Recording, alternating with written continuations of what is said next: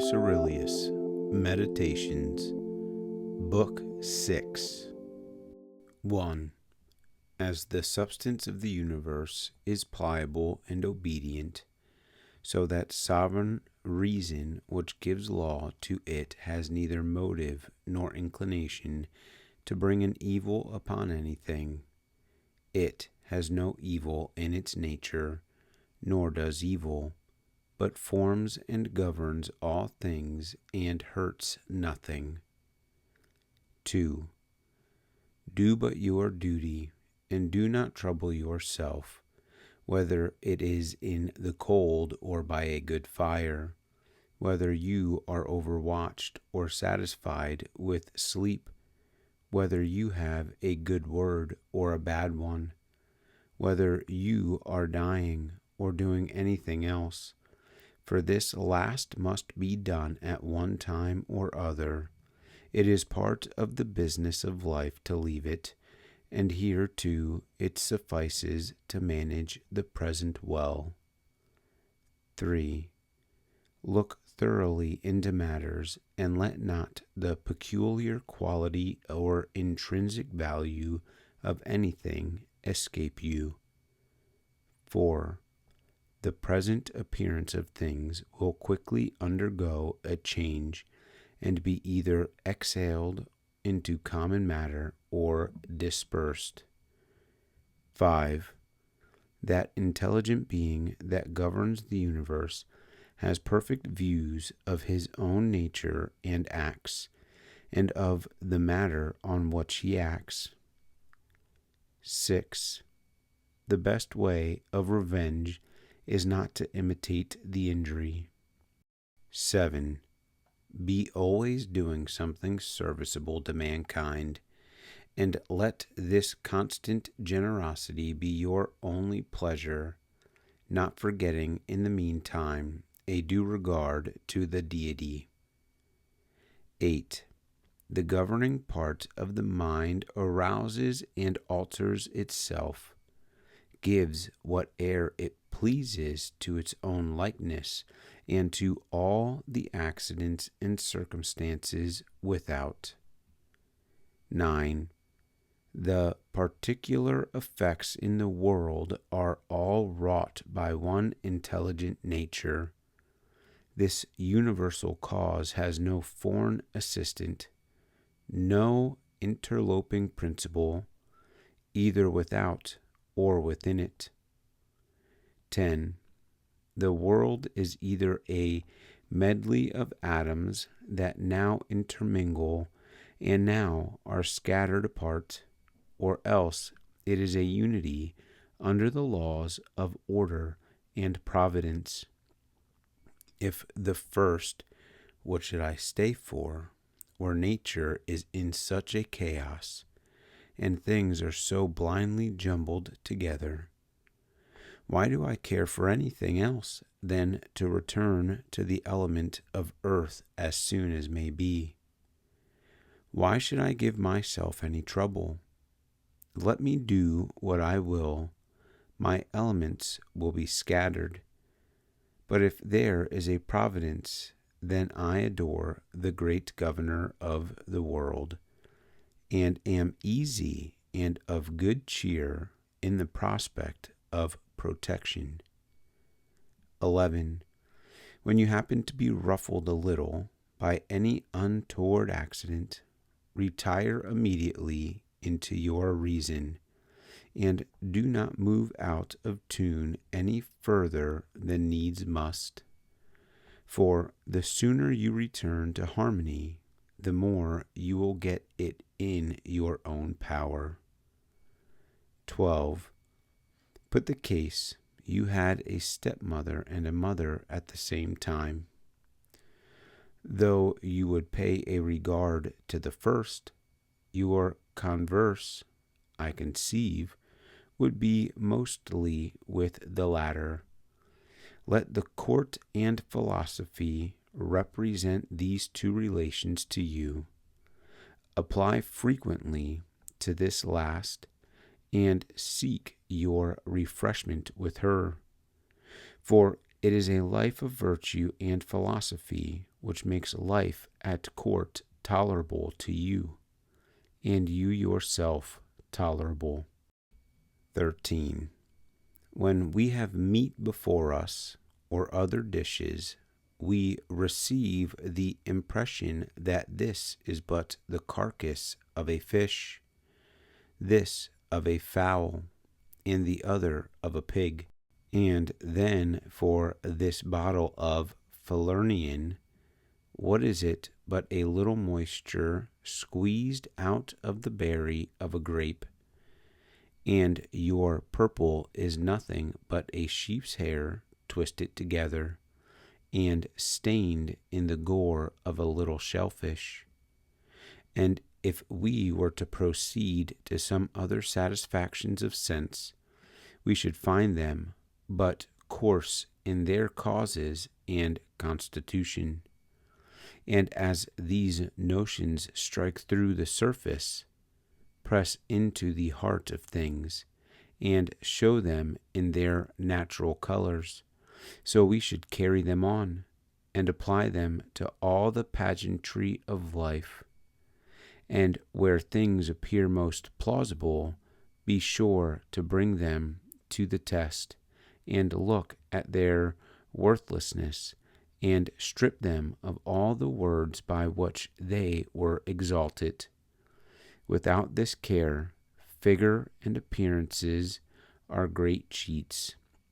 And when you think your fancy is best employed, you will be most fooled. Remember what Crates said even of Xenocrates.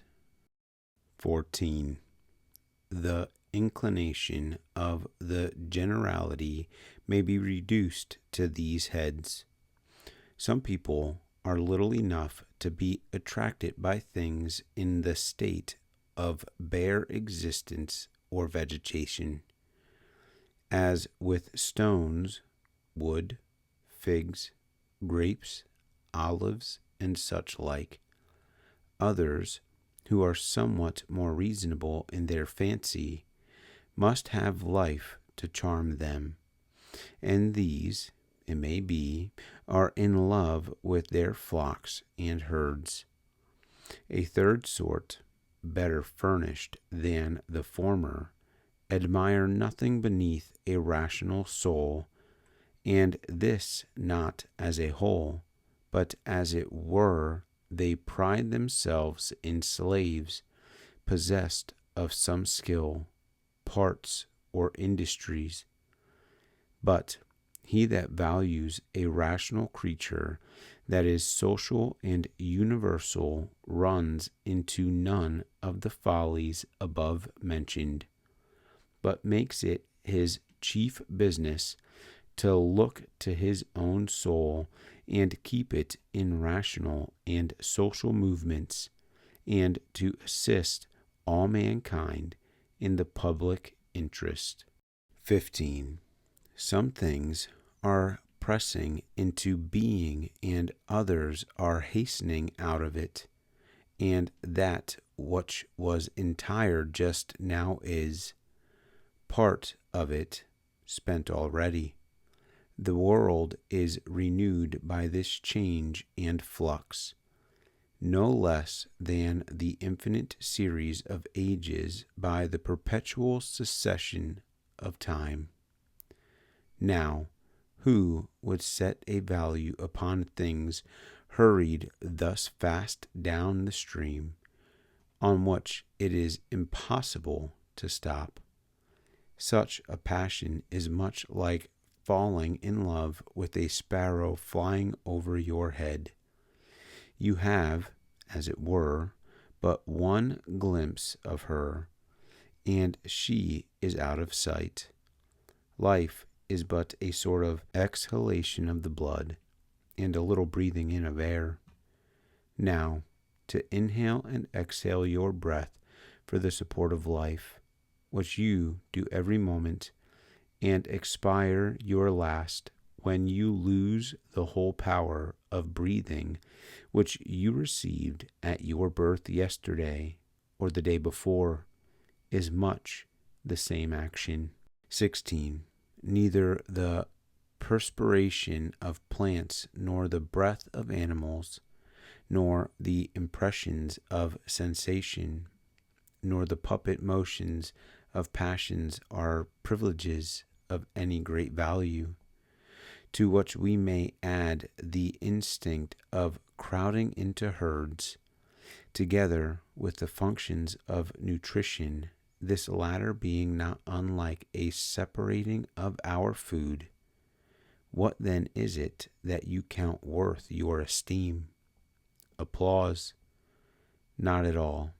Why, then, you must not value the applause of tongues, for the commendation of the multitude is nothing else. Well, I find fame and glory will not tempt you. What then is there behind worth the having? To govern your motions and make use of your being according to the intentions of nature. This is the design of arts and improvement in other cases. Every artificer and profession endeavoring to make the thing fit to answer the end for which it was intended. This, for instance, is the design of vine dressers and those that manage horses and dogs. And learning and education have all one object in view. It is agreed then, the main point lies here. Compass but this, and let all things else alone. Must your inclinations always run riot? And will you never become free, self-contained, and passionless? This temper will let loose abundance of uneasy passions upon you. It will make you grow envious, full of jealousy and suspicion, and apt to overreach those who are possessed of something you have a mind to. And when strong desires are unsatisfied, you will find yourself mightily disturbed, and this will make you murmur and grow mutinous against the gods. But if you come once to pay a due regard and reverence to your own reason, you will be pleased with yourself, serviceable to society, and compliant with the gods. That is, you will be entirely satisfied with their rule and administration. 17. The elements either press upwards or fall downwards, or else run round in a circle. But virtue has none of these motions. She is of a nobler kind. Her progress in regular thoughts is somewhat unintelligible, but always prosperous. 18. What a strange humor there is amongst some people! They do not care to afford a good word to their contemporaries, and yet are very desirous of being praised by posterity, that is, by those they never saw, nor ever will have the least acquaintance with. Now, this is almost as absurd as it would be to be disturbed because you were not commended by the generations that lived before you. 19.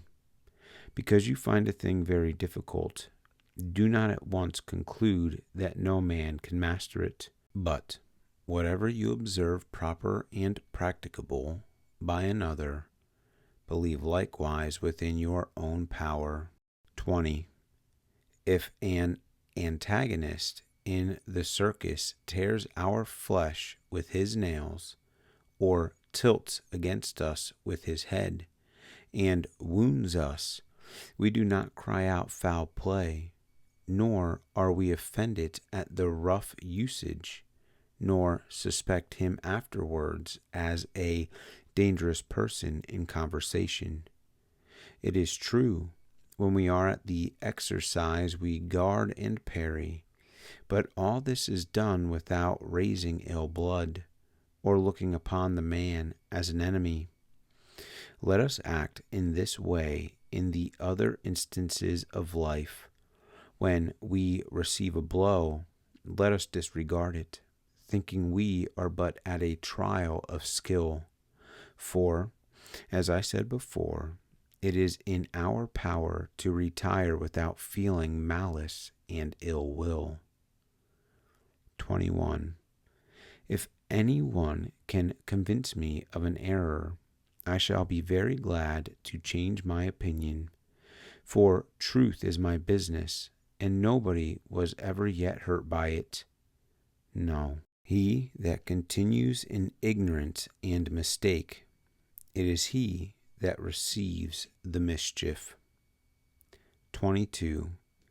I do my duty, that is enough. As for other things, I shall never be disturbed about them, for they are either without life or without reason, or they have lost their way and cannot find it. 23. As for brute animals and things undignified with reason, use them generously and nobly, as beings that have reason should treat those that have none. But treat men, since they have reason, as members of the same society, and in all your affairs invoke the gods for their assistance. As for the time you are to continue this, never trouble yourself whether it is long or short, for 3 hours of life thus well spent are sufficient. 24. Alexander the Great and his groom, when dead, were both upon the same level, and ran the same chance of being scattered into atoms or absorbed in the soul of the universe. 25. What abundance of motions there are in the body! What abundance of thoughts in the mind at the same time!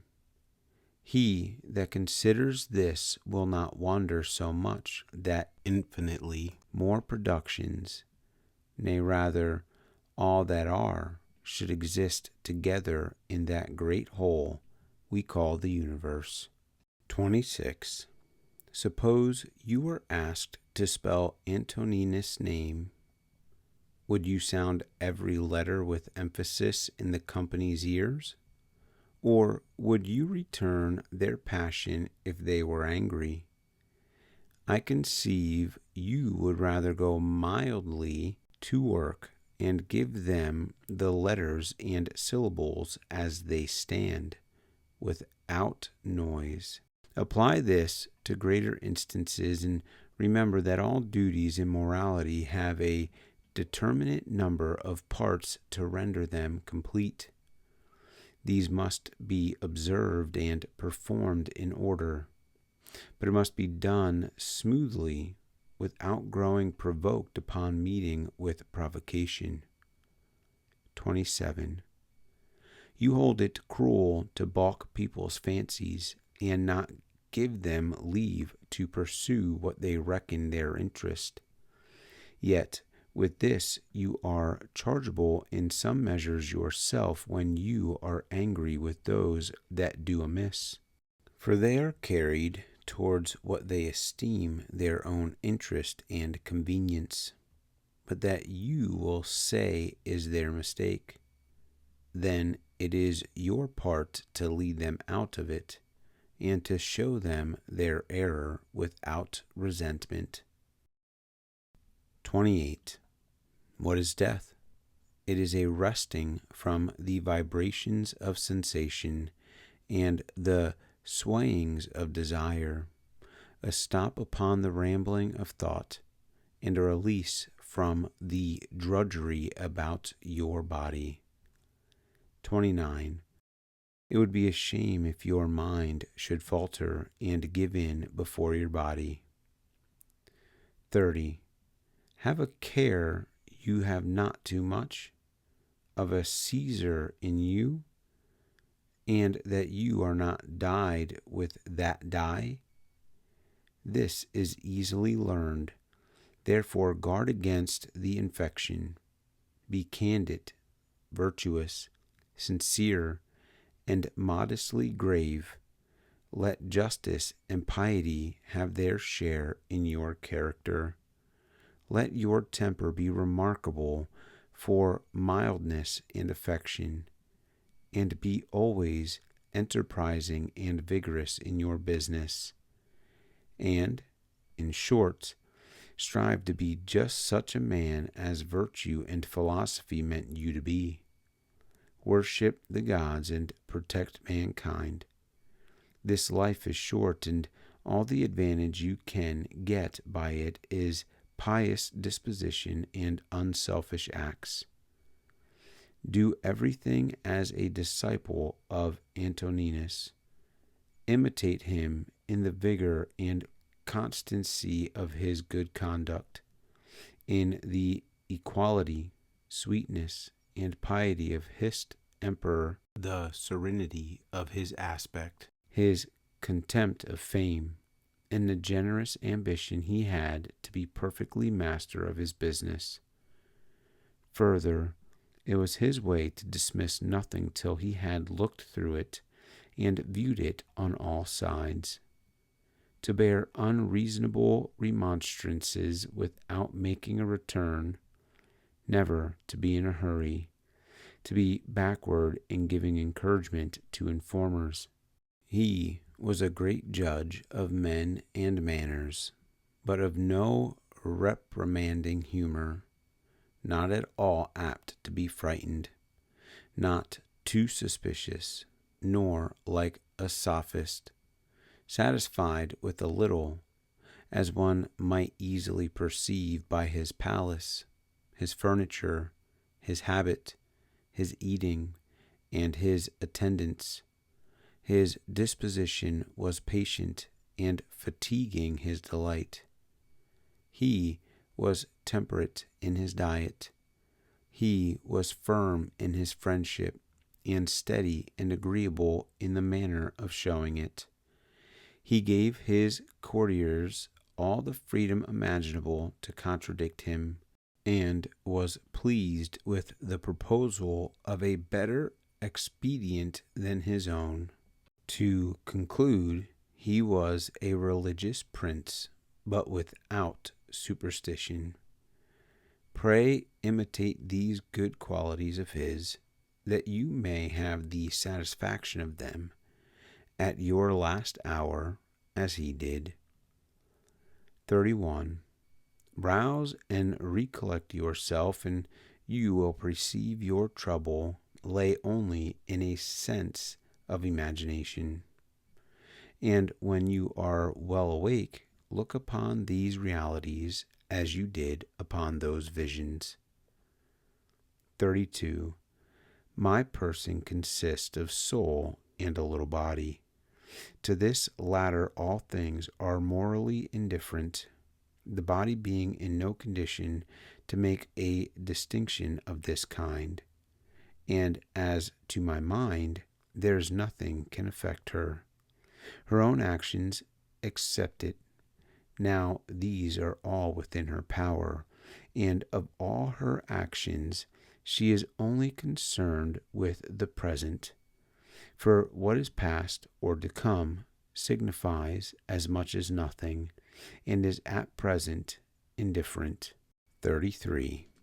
As long as the hands and feet do the work they were made for, they move naturally and with ease. Thus, while a man performs the functions of a man, and keeps true to his condition, he feels no more weight than what nature lays upon him. Now, that which is not beside the intentions of nature can never be a real misfortune. 34. What abundance of sensual satisfaction have thieves, parricides, and usurpers been possessed of? 35. Do not you observe among your artificers Though they bear the contradiction and impertinence of the unskilful, yet they will not comply so far as to be talked out of their knowledge or work against the rules of their trade. And is it not a scandalous business that an architect or a physician should have more regard for his profession than a man has for his? For his, I say, in which he has the honor of the gods for his partners. 36. The vast continents of Europe and Asia are but corners of the creation. The ocean is but a drop, and Mount Athos but a grain in respect of the universe, and the present time but a point to the extent of eternity. These things have all of them petty, changeable, and transitory beings. Remember, likewise, that all things proceed from the soul of the universe, either by direct or indirect casualty. Thus, the growling deformity of a lion, the poison of serpents, and whatever seems offensive in nature, as thorns or dirt, are the outcome of something noble and beautiful. Do not therefore suppose them insignificant and unworthy the being you worship, but consider the fountain whence all things spring. 37. He that has taken a view of the present age has seen as much as if he had begun with the world and gone to the end of it. For all things are of one kind and of one form. 38. The mutual dependence all things have, and the relation they stand in to each other, is worth your frequent observation. For all the parts of matter are in some measure linked together and interwoven, and for this reason have a natural sympathy for each other. For one thing comes in order after another, and this comes about through their active movement and harmony, and the unity of their substance. 39. Bring your will to your fate, and suit your mind to your circumstances, and love those people heartily that it is your fortune to be engaged with. 40.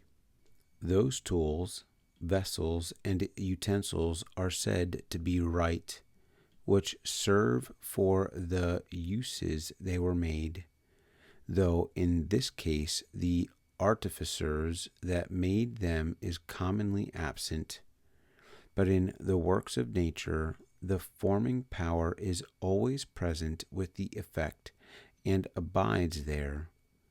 Wherefore this deserves a particular regard.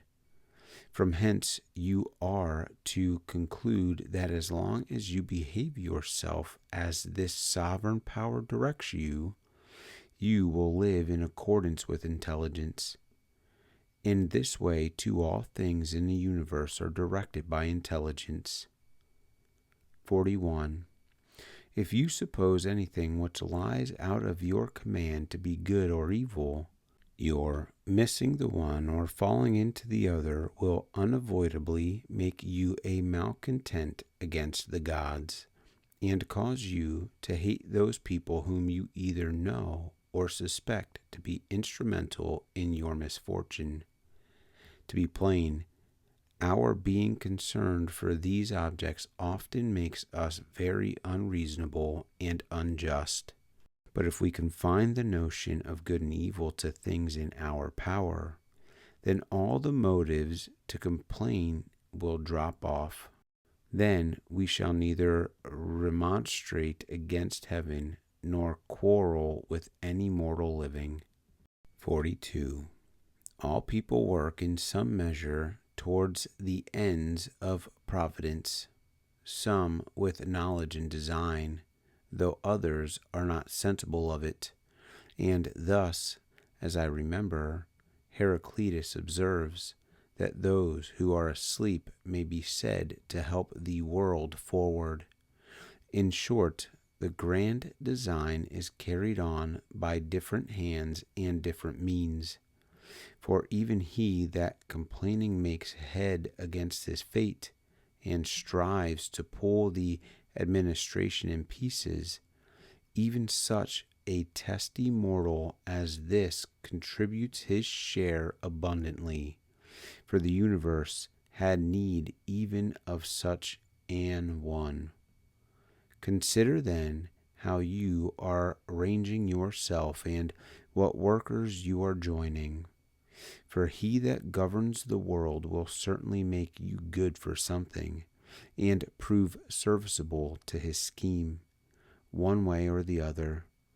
Have a care you do not make such a ridiculous figure in nature, as that mean and ridiculous verse did in the play Chrysippus mentions.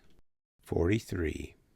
The sun never covets the properties of a shower, nor does Aesculapius interfere with the fruit-bearing god. Are not the stars different from each other, and yet their influences work towards the same end? 44. If the gods have decreed anything concerning me or my business, they have decreed my advantage. For it is absurd to suppose that they are mistaken in their measures, or not benevolent in their design. For to what purpose should they intend me any harm? What would themselves or the universe, the special object of their providence, gain by it? But granting they have made no particular provisions for me, yet since their government of the world is not disputed, the consequence will be much the same. And why then should I not be contented with whatever happens as a consequence of the universal whole?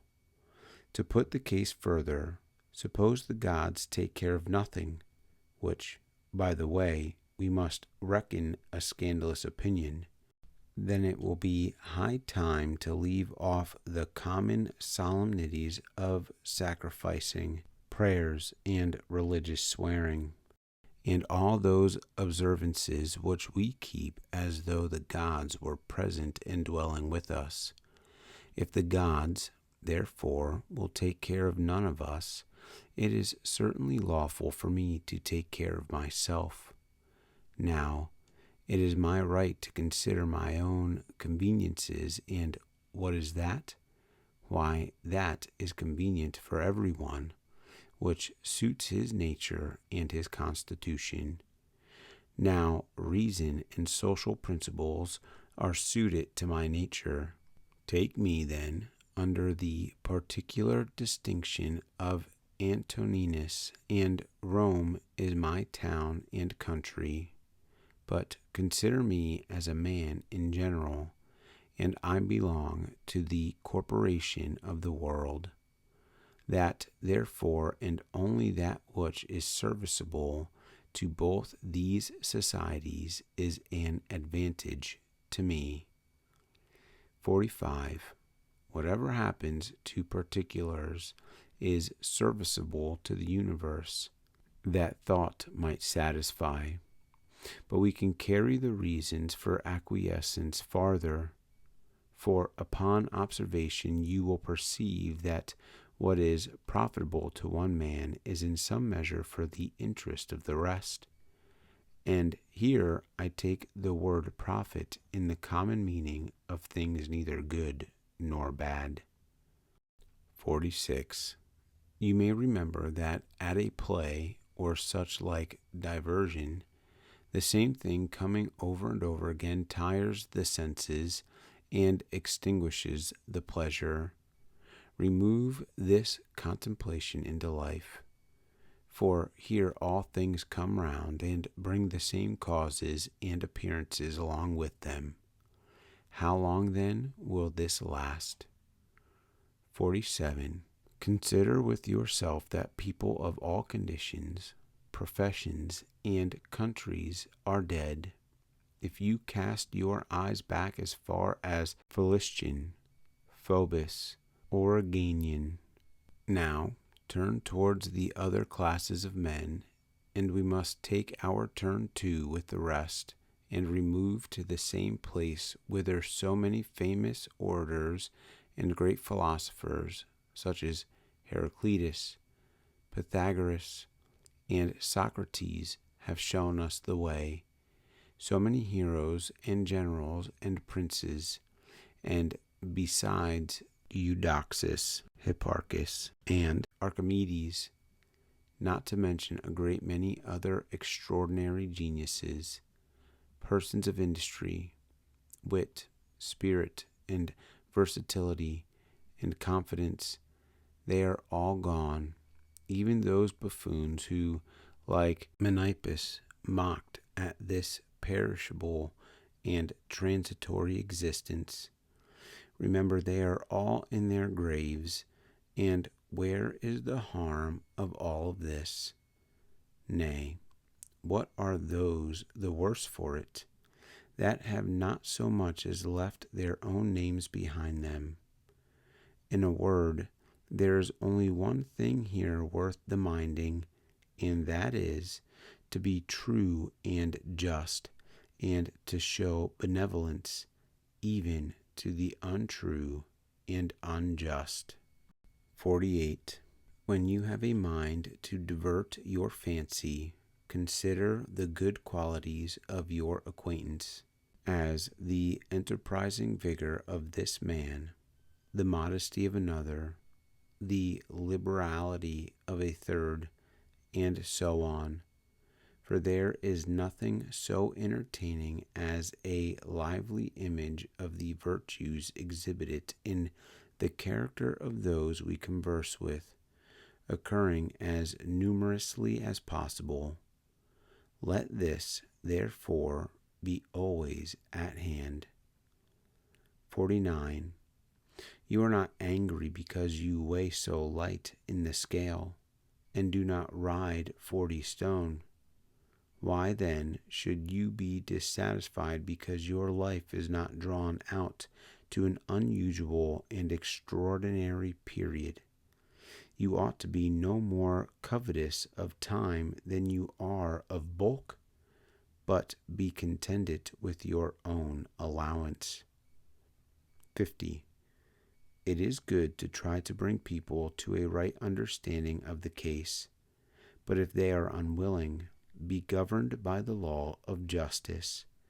If there comes a force upon you and stops your progress, abandon it and be easy, and make a virtue of necessity. Remember that you undertook the business upon the condition of it being feasible, and never pretend to grasp at impossibilities. What was it, then, you aimed at? Why, to do your best in your effort, right? And this may be effectually done, though the enterprise should happen to miscarry. 51. The ambitious person lodges his happiness in the activity of another, the voluptuary in his own affections, but a man of understanding places his good in his own action. 52. We are at liberty not to misinterpret any accident, and by consequence may be free from disturbance. Things have no natural power over thoughts to influence our judgment. 53. Accustom yourself to attend to what is discoursed, and as far as you can get into the soul of him that speaks. 54. That which is not for the interest of the whole swarm is not for the interest of a single bee. 55. If the patient rails at the doctor, or the crew at the master of the vessel, whom will they mind? Or how can the doctor secure their health, or the master of the vessel a good voyage? 56. How many people that came into the world with me are gone out of it already? 57. Honey tastes bitter to the jaundiced, and people bitten by a mad dog are frightened at the sight of water. And on the other hand, a little ball is a beautiful thing to a child. This considered, why should you be angry with anyone? Can you imagine that error has less force upon the mind than a little bile or poison upon the body? 58. As nobody can rob you of the privileges of your nature, or force you to live counter to your reason, so nothing can happen to you but what is consistent with the interest of the universe. 59. Consider with yourself what sort of people men must court, and for what base objects, and by what scandalous actions. And then how time will cover all things, and how many it has covered already.